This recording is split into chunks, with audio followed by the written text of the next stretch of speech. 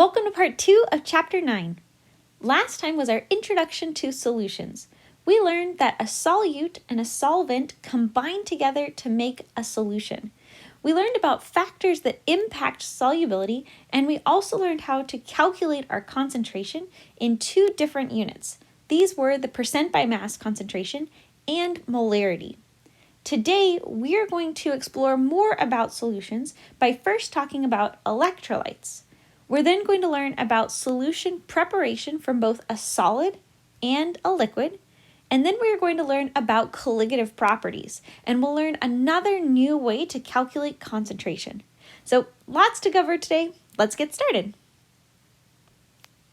So our first topic for today is electrolytes and non-electrolytes. So electrolytes are compounds that conduct electricity when dissolved in water. So they will cause our light bulb to light up. For example, sodium chloride. So these little ones, these are our sodium atoms, and these are our chloride atoms. When they are dissolved in water, they actually break apart into their ions. All ionic compounds do this. They will break apart into their ions, and those free ions will allow the solution to conduct electricity, which is really cool. So typically, our electrolytes are ionic compounds. We call ionic compounds in chemistry salts. So if you hear me talk about salts, I'm not referring to table salt, which is sodium chloride, which is what we're talking about here, but any salt solution, so any ionic compound, will cause electricity to be able to flow in water. So that's what an electrolyte is. Non-electrolytes are substances that do not conduct electricity when dissolved in water. They will not cause the light bulb to light up, like this one and this one. So in this first one, this is deionized water. So that is pure water. That's the water that we are using in lab. The way that we make deionized water is we actually run it through a deionizer, and it's a charged kind of filter of sorts, and when it's charged like that, it causes anything that is charged as positive or negative to kind of stick to the filter, and only pure substances fall through, non-charged substances. So in the case of water, right, like our tap water has ions that are floating around in it. And depending on where you live, or if you're drinking filtered water or not, you have more or less of these ions. But all tap water has ions in it. So that's why we use deionized water in class, because we only want to use pure water, not water with ions in it. Because our tap water would actually conduct electricity, because it does have some ions from your pipes, from the groundwater, from all kinds of things. But if we have pure deionized water like we use in lab, it will not conduct electricity because there are no ions in it. They've all been removed. Also, if we have something that is a molecule like sugar, sugar is C6H12O6. So as you can see, these are all nonmetals. So when we have all nonmetals, that means this is covalently bonded. This is a molecular compound, and this will not break apart in water. As you can see, when sugar is placed in water, it stays together. And since it all stays together, nothing is floating around charged in our water, so the light bulb does not light up. The only time our light bulb will light up is if there are ions in it. So if we're using tap water, or if we have an ionic compound that's been dissolved in water, which is called a salt solution. So many salts, not all of them, but most of them. And remember, salts means ionic compound. So most salts, most ionic compounds dissociate into their cations and anions when dissolved in water. So when I say this word dissociate, that means they break apart. So like sodium chloride here, when we put it into water, so we just, stick some salt in water, what happens is that the water breaks apart the Na+ and the Cl-, and they float around by themselves. I know we haven't gotten to writing chemical formulas yet, but the stuff on the left-hand side is kind of what we're putting in, and this is what, the stuff on the right is what we are getting out of the reaction. These, in parentheses, this says AQ, that means aqueous, and that's just telling us it's dissolved in water. So essentially, this is telling us the sodium is dissolved in water and the chloride is dissolved in water. Okay, so the way that it dissolves in water is actually really interesting. Remember that water is polar. So if I drew my Lewis structure for water, it looks like this, right? And water, or our oxygen has a partial negative, and both of these hydrogens have partial positives. And we know that it's polar because our dipoles don't cancel out. Okay, so the fact that it's polar allows it to dissolve salts, right? Ionic compounds. Remember, like dissolves like. So our polar compounds will dissolve polar substances and ionic compounds, like sodium chloride.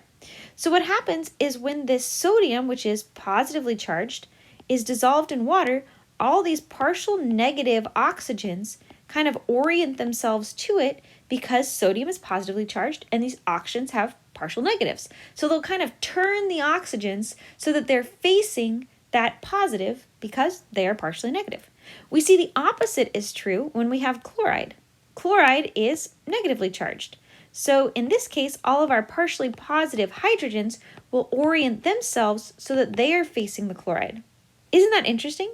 So the charge on our ion will kind of turn the way that water is, facing essentially. And so when it does that, each of these ions becomes hydrated. It becomes surrounded by water, which allows it to dissolve. Pretty cool. So this is how water, remember, like dissolves like. Water is polar, so it will dissolve polar substances and ionic stuff, because our ionic compounds are kind of an extreme version of polar. So ion movement causes the conduction of electricity in water. So we have to have ions present in order for that light bulb to light up, because that is allowing electricity to flow. The three different ways that we can get ions are salts, like we've said before. Remember, salts are ionic compounds. But acids and bases will also dissociate into ions. So remember, acids, we'll recognize an acid because they will have an H in the front. So like H, H, H, H, right? All of those are acids. Bases will also dissociate in water, and we will recognize a base because it will have OH at the end. Okay? And then salts are going to be any ionic compound, like potassium sulfate and sodium nitrate. Remember, an ionic compound has a metal and either a nonmetal or a metal and a polyatomic ion. Okay, so all of these over here, these are electrolytes. Non-electrolytes are going to be made up of all nonmetals. So as you can see, most of these just have carbon, hydrogen, and oxygen. A lot of times people will get a little bit confused. Do you see that this has OH at the end? Like all of these here, these have OH at the end. And people will see that and they'll be like, oh, it has OH at the end. It's a base. It's an electrolyte. And actually, no, it's a little bit more complex than that. Do you see over here, this base? The thing that's connected to the OH, to that hydroxide, sodium is a metal. That's how we know that this is a base. It's a metal and a hydroxide. All of these here, although they have OH at the end, do you see the rest of this is carbon and hydrogen? So that's not a base. So the way we will recognize a base is if we have a metal and OH. If it's just OH at the end and all of the rest of it is nonmetals, then that's not a base. That's actually an organic compound that we call an alcohol. We won't learn more about those in here. I just want you to be able to recognize when something is a base or not, because that is a little bit confusing. But again, the way that we will get something to conduct electricity in water, right, to get that light bulb to light up, we need to have either an acid, a base, or a salt. So let's try this. Which compound will not dissociate in water? So that means it is not an electrolyte. That means it's going to stay together when we put it in water. So which one of these will not dissociate in water?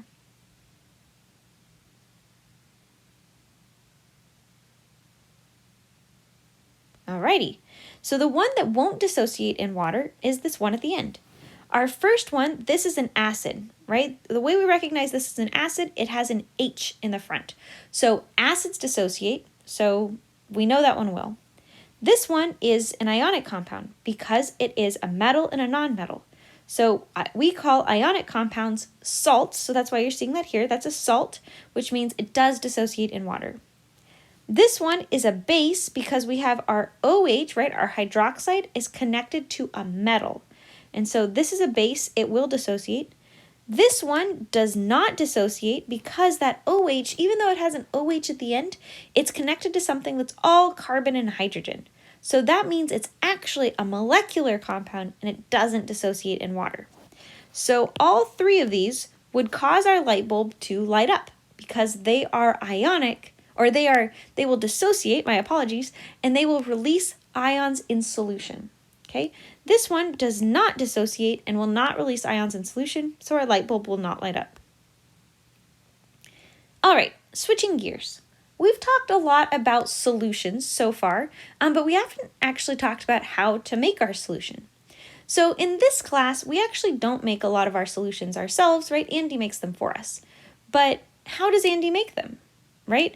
The way that she makes them is she will buy a solid or will buy a concentrated liquid and will dilute it or will dissolve it to make the solutions that we use in class. You can actually buy most of these solutions as they are, but it's very expensive and it's more cost effective if we make them ourselves. And if you go into the sciences, your boss will definitely appreciate if you're, going to save the company some money. So it's really useful to learn how to prepare our solutions. So if we were to prepare a solution from our solid, so let's say we just, we had kind of a container, this was our solid, and we needed to make a solution. Okay, so the way that we do that is we get one of these really cool pieces of glassware. This is called a volumetric flask. Volumetric flasks are really neat because they are used to measure very precise amounts of a liquid. Remember, we've talked about in this class so far that the narrower the diameter of whatever piece of glassware we're using, the more precisely it can measure a volume, which is why we typically measure volumes in things like graduated cylinders or in burettes instead of in beakers. So this isn't really to scale, but this neck of this piece of glassware is really, really, really small. It's a very narrow piece of glassware. So it's going to measure things really precisely. But you'll notice it only has one mark on it, right there at the 1 liter mark. So it can measure exactly 1 liter. It can't measure any other volumes. It can only measure 1 liter. So this is really useful if we were going to make 1 liter of our solution. So what you would do is you would add your solid first. You always add your solid first, and then you add a little bit of water, right? This is actually a lot that it's added, but you'll add kind of a little bit of water, just enough to make sure your solute dissolves, right? Remember, the solid here is called the solute, and the liquid is called the solvent. But we add some solvent, we cause it to dissolve, and then we'll fill it up to exactly the 1 liter line. It's very important to do it in this order because let's say I had instead put in 1 liter of solution or of our solvent and then added our solid. Well, that would cause our volume to go over the 1 liter mark and we wouldn't know how much we actually had, right? We wouldn't know our actual volume. So it's important to add our solid first and then add our liquid up to the line, okay? The reason this step is important is because this neck is really narrow and it's hard to kind of shake your solution when it's really, really full because it doesn't have a lot of room to move around. So oftentimes we'll add just a little bit of solvent, enough to get it to dissolve, and then fill it up to the line and kind of, shake it upside down a few times to make sure it's really mixed. But this is how we'll make our solutions from a solid. We can also make solutions from a liquid. So the way that we do this is called dilution, okay? So we'll take something that's very concentrated, right? It has a lot of our solute in not a lot of solvent, and we'll take, a small amount of it. We'll use a volumetric pipette, and we'll take some out of our stock. And then we put it into a new flask and add water to dilute it. So in this third picture here, you can see that our stock solution is very concentrated. It's very dark. And in our new solution, our diluted solution, we added some of this stock solution and then added a bunch of water to dilute it. So this would be how we would make a solution from a solution that already exists, right? If we bought a really concentrated solution, then we could take out a small amount, add a bunch of water to dilute it. So in order to calculate how much we need to add to dilute it, we need an equation. Okay, so the process of dilution, this is our technical definition here, is we're going to add a solvent to a concentrated solution. Usually our concentrated solution, we call this our stock solution. And then once we add a bunch of solvent, we will make the solution less concentrated or dilute. Okay, the important thing here is that when we dilute this solution, the volume is changing, but the number of moles of solute remains constant. So for example, let's look at this. So here's my volumetric pipette, right? It's filled to whatever volume it happens to be. When I, transfer all of this into here, right, we have some amount of moles of our solute in there. When I add water, the moles of solute doesn't change. We have the same number of moles here to here. The only thing I've done is add a bunch of water, which didn't change the moles of the solute.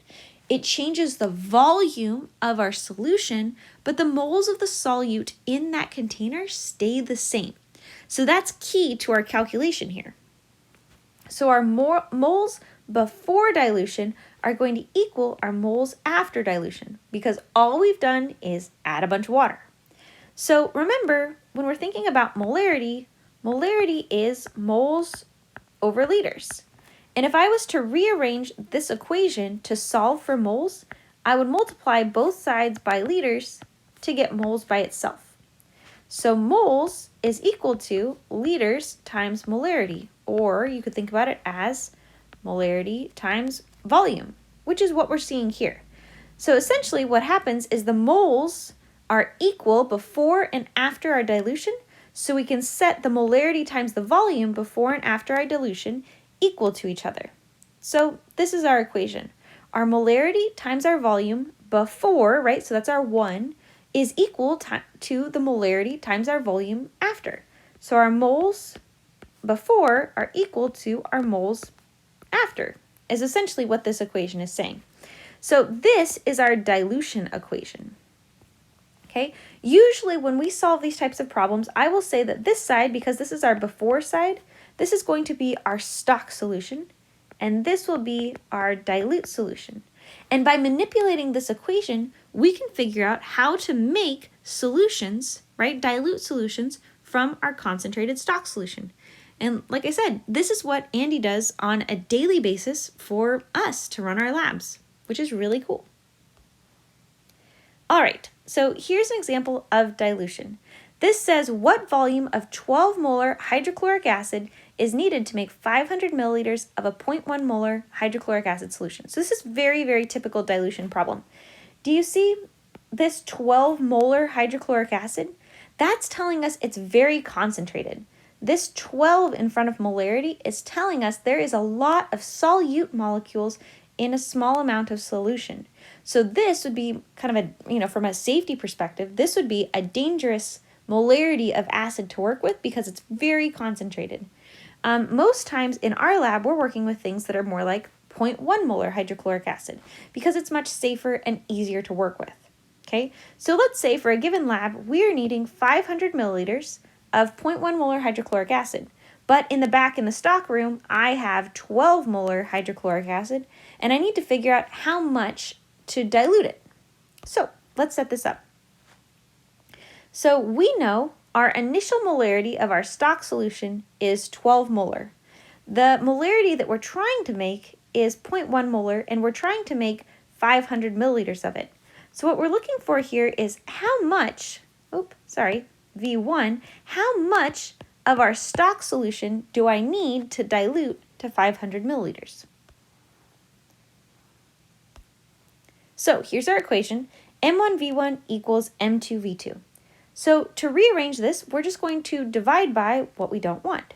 So if we have M1V1 equals M2V2, we want V1 by itself. So we're going to divide both sides by M1. When we do that, our M1s cancel and we're left with V1 by itself on this side. So we're getting V1 is equal to M2V2 over M1. So we can plug things in here, and you'll notice I left this volume in milliliters, and that's totally fine. You can do the entire thing in milliliters. That means your answer will come out in milliliters. Or you can do the entire thing in liters and your answer will come out in liters. It doesn't matter which volume unit you choose as long as you are constant.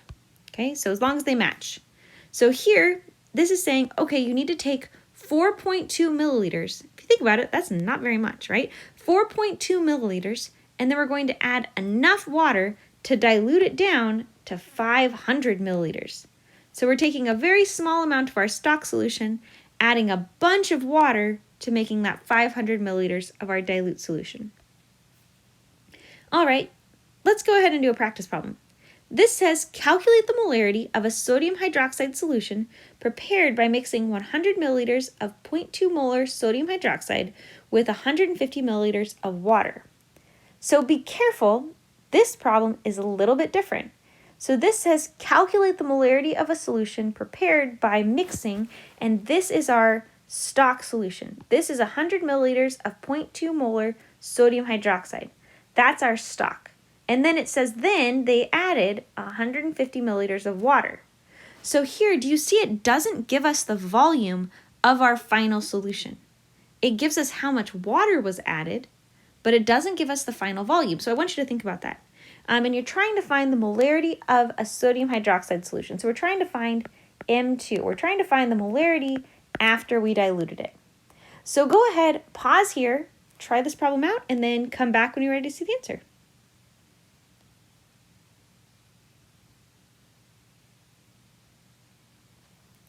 Alrighty, so let's go through this. So like I said, this is our stock solution, 100 milliliters of 0.2 molar sodium hydroxide. And then we're going to add 150 milliliters of water. So to get our final volume, we need to actually add both of these together. We had 100 milliliters of our stock, and we added 150 milliliters of water. So that means after adding the water, we actually had 250 milliliters of our solution. All right, so now let's go about solving for M2. So we have M1V1 equals M2V2. In order to get M2 by itself, we need to divide both sides, but what we don't want next to it. So we'll divide both sides by V2. That leaves M2 by itself, so we get M2 is equal to M1V1 over V2. So now we can plug things in. Again, it doesn't matter if your volumes are in milliliters or liters as long as they match. So here, since both of these are in milliliters, totally fine. We make sure our units cancel, and there you go.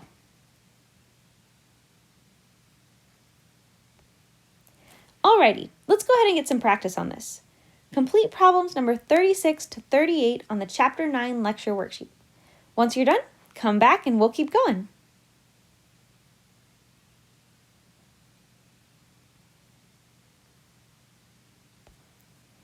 Alrighty, the remainder of today's lecture is going to be on colligative properties of solutions. So you likely have not heard of colligative properties before, but colligative properties are properties of solution that depend on the number of solute particles, not the nature of the particles. Usually in this class, we care what something is, right? Is it an ionic compound? Is it a molecular compound? Is it a metal? Is it a non-metal, right? Those behave differently. Colligative properties are different in that it just matters how much stuff is in there. It doesn't matter what the stuff is. It doesn't matter if it's, molecular. It doesn't matter if it's sodium or potassium. It doesn't matter. We're just counting up numbers of particles. So that's kind of interesting. So our two colligative properties that we're going to look at in this class are boiling point elevation and freezing point depression. Okay, so boiling point elevation is that a solution, right, so a solute plus a solvent has a higher boiling point than a pure solvent. So, for example, we know water boils at 100 degrees Celsius.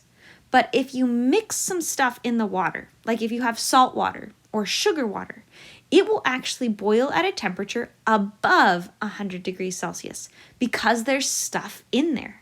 Okay, so that's called boiling point elevation. If you have stuff, right, if you have some dissolved solute in your liquid, in your solvent, it will boil at a higher temperature.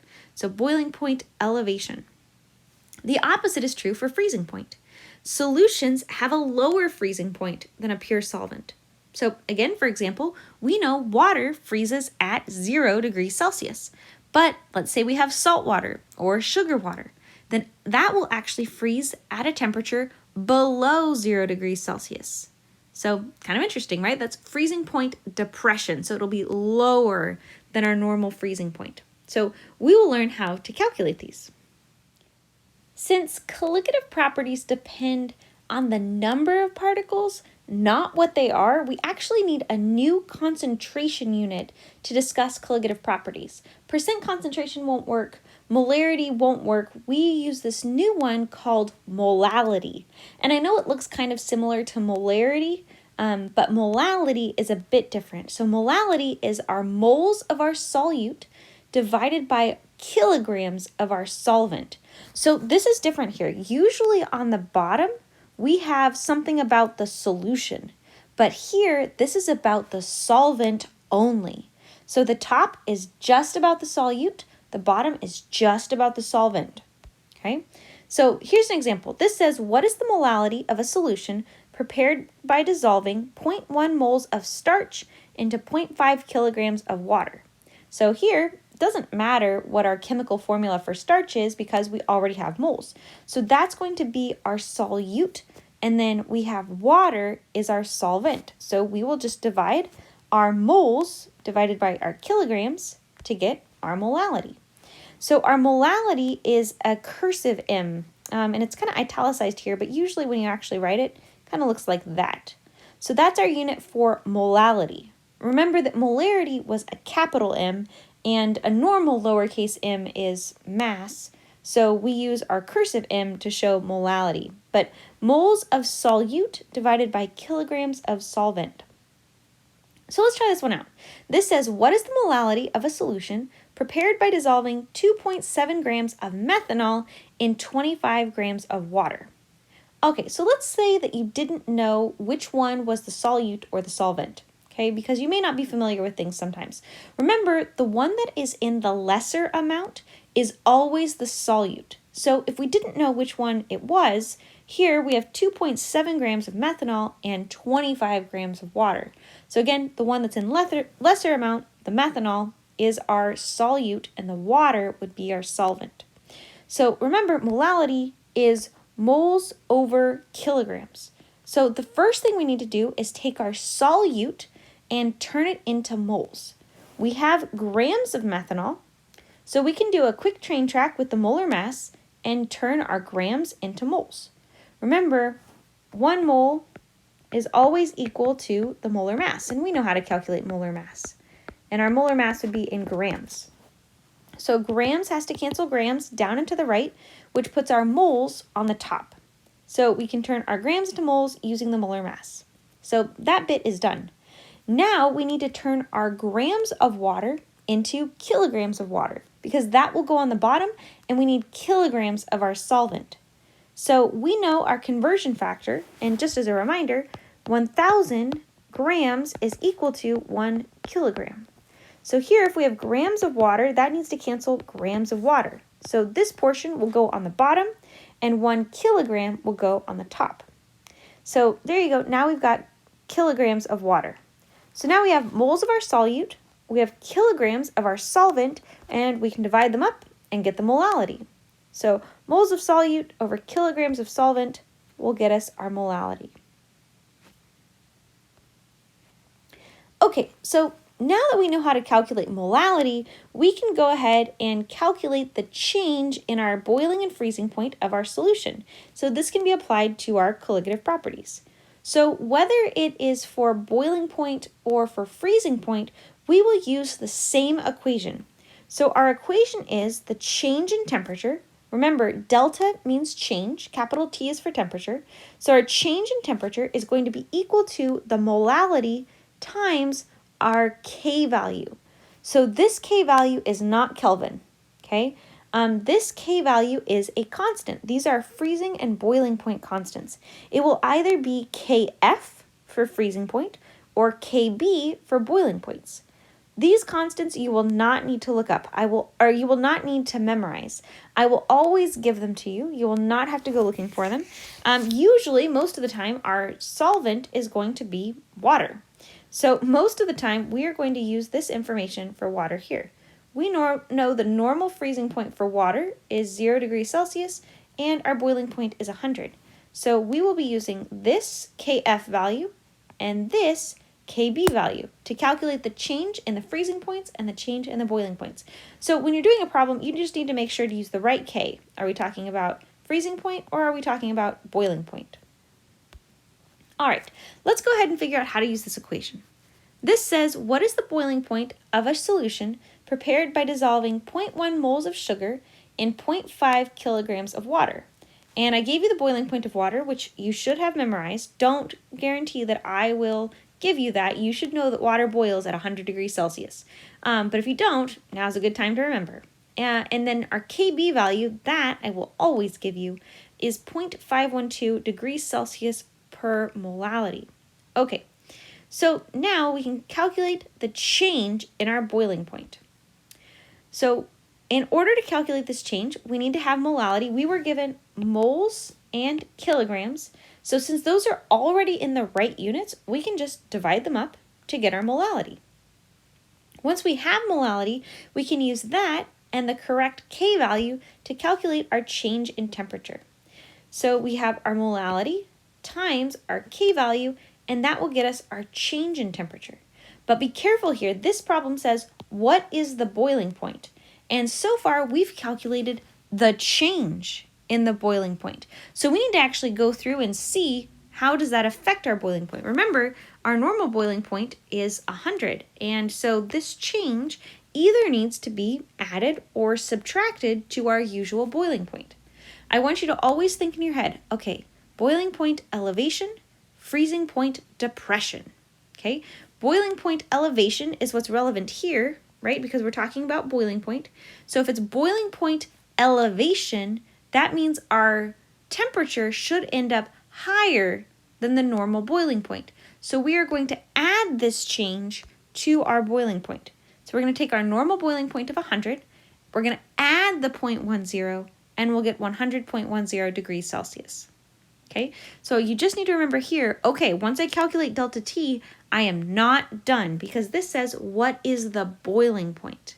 So we need to add that to our usual boiling point because it's boiling point elevation. Okay, let's try one with freezing point. So this says what is the freezing point of a solution prepared by dissolving 0.1 moles of sugar in 0.5 kilograms of water. I gave you the freezing point there, but again, don't just kind of bank on me giving you that freezing point. You should know water freezes at 0 degrees Celsius. But I will give you the Kf value, and that's there. So our first step in calculating the freezing point would be to calculate the molality. So remember, moles divided by kilograms, so that will give us our molality.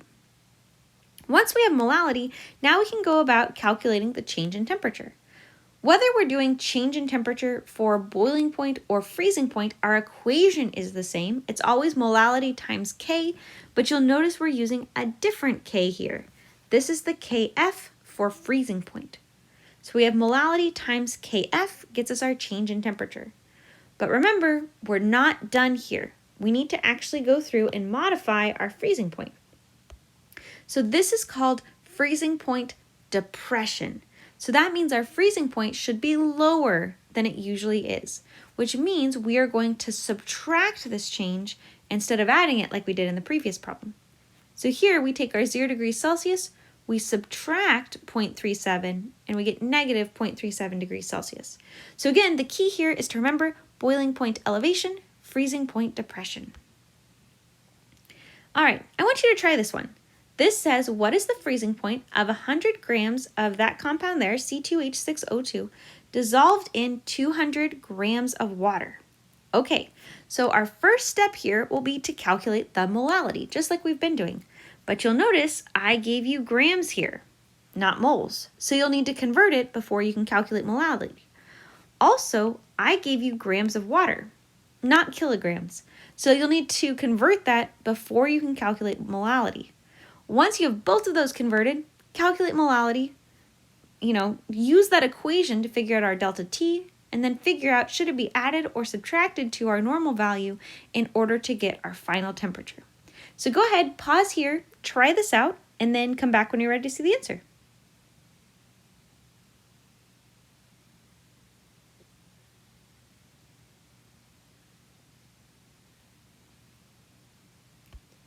Alrighty, so our first step is to convert our grams of our solute into moles. The way that we do this is to divide by the molar mass. So just remember, grams has to cancel grams, so that mass needs to go on the bottom, 1 mole goes on the top. So now we've converted grams into moles. Now we need to convert our 200 grams of water into kilograms. I haven't shown it here just to save space, but essentially the way it plays out is we will divide this by 1,000. That is a really kind of straightforward and normal conversion. So if you don't show me that work, that's okay.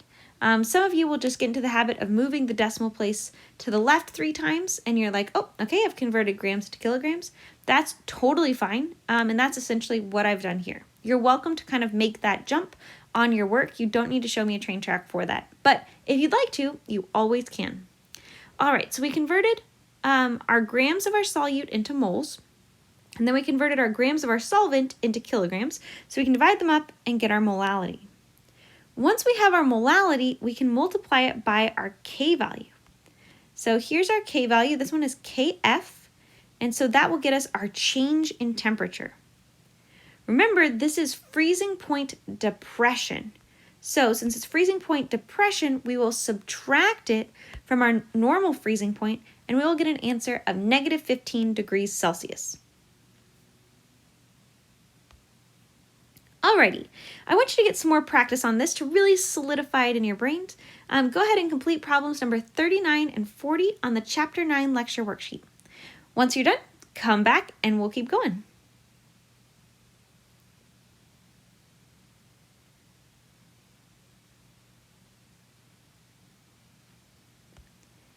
Alrighty, so we've learned about colligative properties of molecules so far, because molecules don't break apart when you put them into water, right? That's why we were using things like starch and methanol and that molecular compound we just looked at, right? All of those were made up of all nonmetals, and when we put them in water, they don't dissociate, they stay together. However, salts or ionic compounds dissociate into 2 or more ions when we put them into water. So that's actually increasing the number of stuff that's floating around in our water. Because let's say I put in one, kind of formula unit, one molecule of sorts of sodium chloride. Well, when I put that one thing in there, it splits into 2 pieces, a sodium and a chloride. So now, for the purposes of colligative properties, when I put that in there, there's actually 2 things floating around, not 1. So salts kind of complicate our calculations for colligative properties. So like this is what I was talking about. If we put in 1 mole of sodium chloride, or we have a 1 molar sodium chloride solution, we split it into 2 pieces.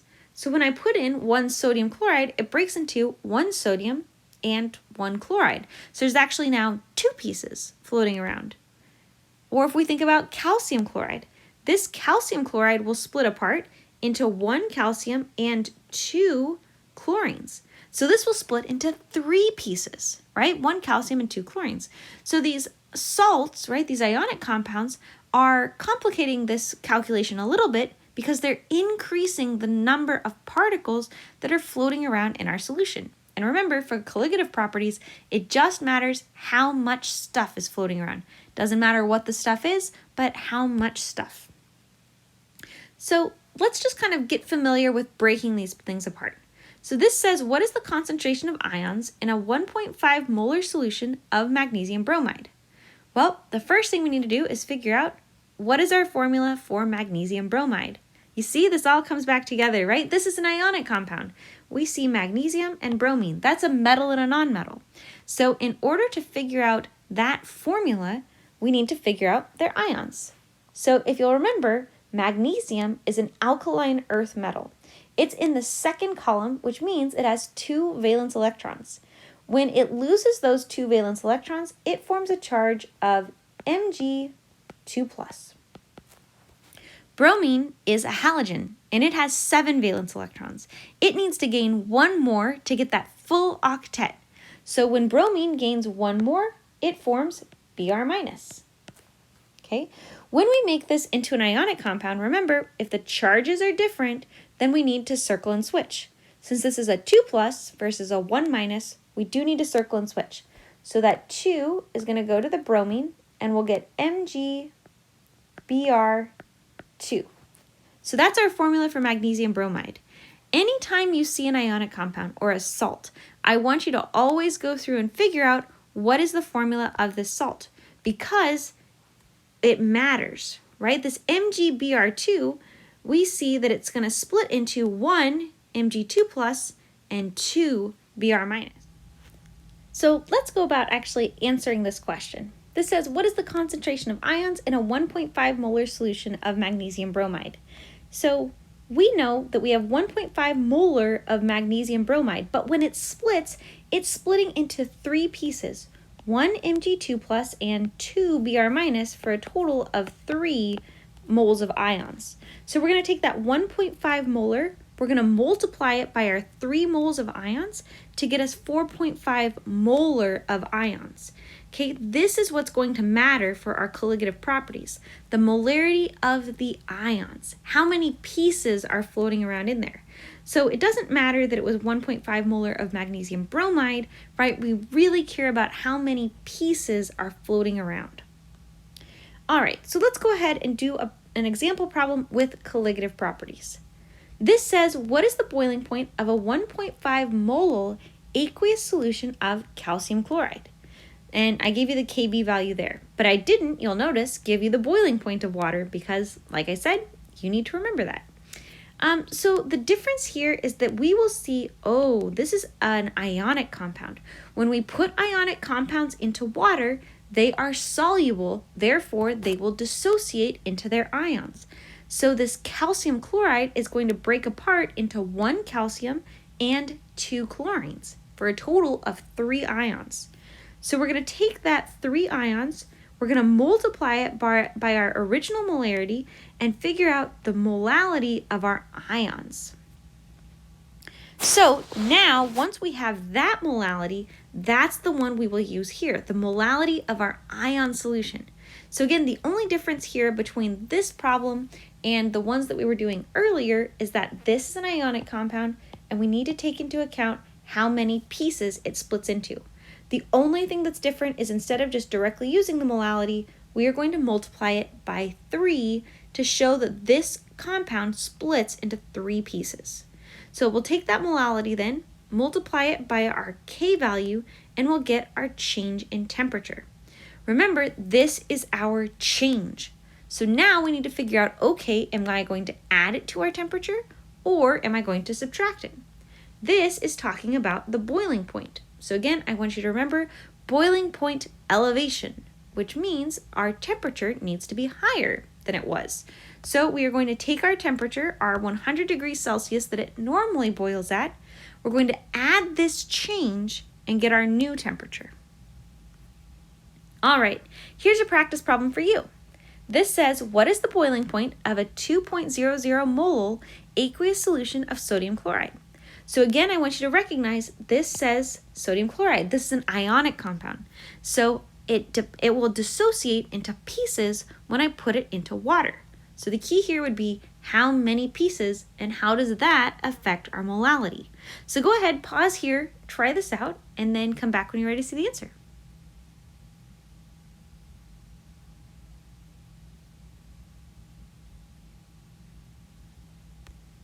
Alrighty, so like I was saying, we need to figure out how many pieces sodium chloride splits into.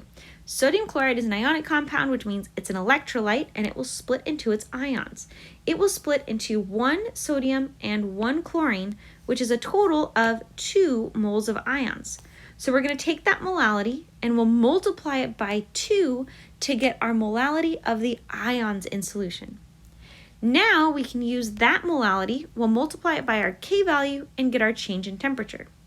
Again, this example says boiling point, right? Boiling point elevation.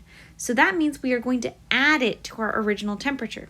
So we'll take our 100, We'll add our temperature change and we'll get our new temperature. Alrighty, go ahead and complete problems number 41 to 53 on the Chapter 9 lecture worksheet. And actually, this wraps up Chapter 9. We covered a lot of ground today. We learned about electrolytes, so compounds that will conduct electricity when dissolved in water, and we said that these were typically ionic compounds. And then we also learned about non-electrolytes, which are things that do not conduct electricity in water. Just as a side note, a point of interest, you may have heard that Gatorade contains electrolytes, right? This is a common thing. And so essentially what that means is if you stuck a light bulb in your Gatorade, it would light up. But what does that actually mean? It means that your Gatorade contains ions. These are things like sodium and potassium and maybe even magnesium and things that your body needs to work. The reason why Gatorade companies tell you to drink Gatorade is to replenish your electrolytes.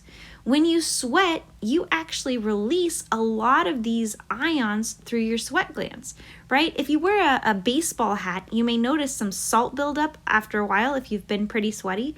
So you do actually sweat out salt. So it is important to replenish your electrolytes, right? And to eat things, but you would actually get that by kind of eating salty foods. So you don't need to run out and buy Gatorades unless you really like the taste. But all that it's telling you is that Gatorades contain salts, right? They contain ionic compounds, but so do lots of other things. So we learned about electrolytes, like I said, and non-electrolytes, and we also learned about how to make solutions. We learned how to make solutions both from a solid, using that, the volumetric flask. We put our solid in there and add some water. We also learned how to dilute stock solutions so we can go from a liquid to a liquid.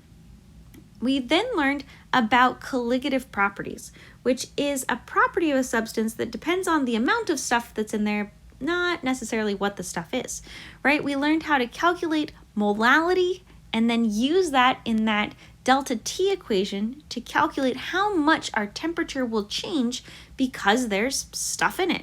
How much will the boiling point be elevated and how much will the freezing point be depressed? We also learned that this calculation shows up a little bit differently when we have a salt because salts dissociate when you put them into water. So lots of important stuff that we covered today, but we're really starting to get into things that we do in the lab. There's a pretty cool lab that we do along with these concepts that we use. We'll actually go through and use a light bulb to determine whether things are electrolytes or not. So be looking forward to that. Otherwise, keep working hard and work on all of these concepts and the mathematical calculations. If you ever have any questions, please feel free to send them my way. More than happy to help you out. I do like talking about chemistry. That's why I'm a chemistry teacher. But otherwise, keep working hard, and I will talk to you guys next time.